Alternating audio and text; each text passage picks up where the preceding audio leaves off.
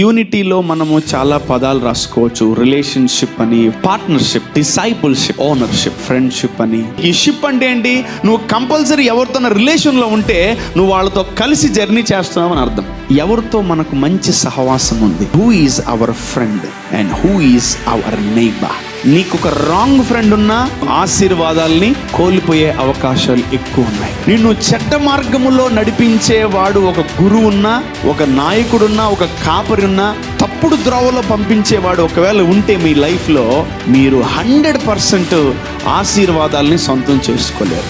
ఒక వ్యక్తితో జర్నీ చేస్తే ఒకటి నువ్వు బ్లెస్ అవ్వాలి, లేదా భయంకరంగా శపించబడాలి. ఏదైనా జరగచ్చు. నీ జీవితంలో నువ్వు బాగా ఆశీర్వదించబడుతున్నావా? నీ చుట్టుపక్కల మంచోళ్ళు ఉన్నారు, good, you are maintaining good people. But నువ్వు రోజుకు రోజుకి దిగజారిపోతూ హీన స్థితిలో, బలహీనమైన స్థితిలో ఇంకా కింద పడిపోతున్నావా? Look at your surrounding, with whom you are having a good or a bad relation.